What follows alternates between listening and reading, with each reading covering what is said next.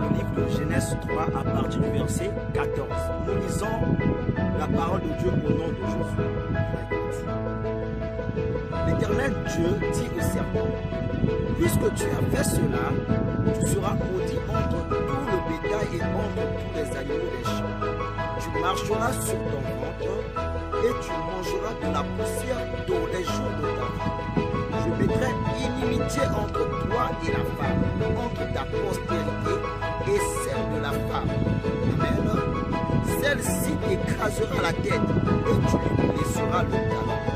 Il dit à la femme, j'augmenterai la souffrance de tes grossesses, tu enfanteras avec douleur et tes désirs se porteront vers ton mari, mais il dominera sur toi.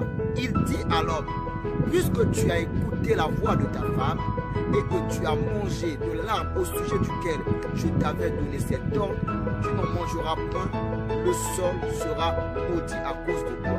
C'est à force de peine que tu en tireras ta nourriture tous les jours de ta vie. Amen. Alors bien aimé, là nous voyons les sentences que Dieu a données à l'homme, c'est-à-dire l'homme féminin et l'homme masculin, ainsi qu'au serpent, qui ne représente que le diable ici. Alors, Dieu a parlé au serpent. Vous verrez que Dieu a maudit le serpent. Et deuxièmement, Dieu a maudit le sol à cause de l'homme. Dieu n'a pas prononcé la malédiction pour l'homme. Mais il a maudit deux choses. Il a maudit le sol et il a maudit le serpent. À travers ces deux choses, c'est-à-dire le sol et le serpent, c'est ainsi que l'homme subit le sort. Parce que l'homme n'a pas été créé pour la malédiction. Si l'homme a été créé pour la malédiction, Dieu pouvait aussi maudire l'homme tel qu'il avait maudit le serpent et le sol.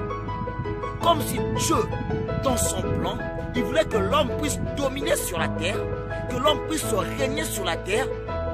Il a seulement maudit des choses qui ont fait à ce que l'homme tombe dans le péché. Et comme punition, comme si notre Dieu c'est un Dieu de justice, comme punition, l'homme doit subir au travers du sol. Il a dit quoi au serpent? Il a dit, tu marcheras sur ton ventre. Cela veut dire qu'avant le serpent ne marchait pas sur son ventre. Et il a encore dit quoi au serpent? Tu mangeras au travers de la poussière. La poussière dont Dieu parle ici, ce n'est pas la poussière que nous voyons aujourd'hui. Parce que la malédiction du serpent a deux volets. Le premier volet se donne ou bien se pose sur le serpent en tant qu'animal. Lui qui marchait, qui avait des pattes, désormais il n'aura plus de pattes, il va maintenant ramper. Et le deuxième volet de cette malédiction tombe sur le diable qui était entré dans le serpent. Lui maintenant, il mangera au travers de la poussière. Et cette poussière ne fait que allusion de notre chair.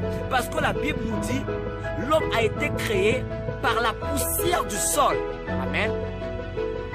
Donc nous subissons le sort au travers de notre chair. Parce que notre chair est liée au sol. Donc lorsque le sol est maudit, du coup, cela a une répercussion sur nous. Comme si la poussière vient du sol et nous avions été créés par la poussière. C'est ainsi que le diable nous aura au travers de la chair qui est poussière. Parce que Dieu a dit, il mangera la poussière. Cela veut dire, lorsque nous marchons selon les désirs de la chair, nous donnons accès au diable. Parce que la Bible nous dit quoi? Marchez selon l'esprit et vous n'accomplirez pas le désir de la chair. L'homme naturellement est chair, mais surnaturellement l'homme est esprit. Parce que lorsque Dieu a créé l'homme, il voit esprit. Il a dit, créons l'homme à notre image et notre ressemblance, my God. Qu'est-ce que la Bible nous dit? Dieu est esprit. Donc lorsque nous sommes créés à l'image et la ressemblance de Dieu, cela veut dire que nous sommes esprit. En réalité, ce qui nous fait, c'est l'esprit. Ce n'est pas la chair. La chair est un moyen que Dieu a seulement utilisé afin que nous puissions dominer sur la terre. Amen. Amen. Oh my God. Je veux que tu comprennes quelque chose ce matin. Et je veux que tu sois béni ce matin. Pourquoi Dieu te dit d'ouvrir ton cœur afin qu'il entre dans ta vie. afin que la chair ne puisse plus prendre le dessus sur toi. Parce qu'aussi longtemps que tu resteras un homme charnel, Dieu ne peut pas commencer un nouveau départ avec toi.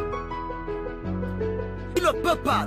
Jamais, il ne peut pas. Dieu marche avec ceux qui se sont confiés en lui, ceux qui se sont séparés de la chair, ceux qui ont cru en lui comme sauveur, Seigneur. Amen. Parce qu'il a dit, Dieu a tant aimé le monde qu'il a envoyé son Fils unique afin que quiconque croit en lui ne périsse point, mais qu'il ait la vie éternelle, my God. Et cette vie éternelle se trouve en Christ. En Christ, nous avons la richesse. En Christ, nous avons le bonheur. En Christ, nous avons la réussite. En Christ, nous avons tout ce que le monde cherche aujourd'hui. Le bonheur ne se trouve pas chez les francs-maçons. Le bonheur ne se trouve pas au monde, mais le bonheur se trouve en Christ. Bien-aimé dans le Seigneur, je viens t'annoncer quelque chose ce matin. Toi qui me suis ce matin, que Dieu te bénisse. Laisse que Dieu puisse pénétrer dans ton cœur maintenant par le nom puissant de Jésus. Lorsque tous les jours de la malédiction tombe ce matin par le nom puissant de Jésus. Là où on t'avait lié, au nom puissant de Jésus, je coupe les liens, my God. Reçois ta part.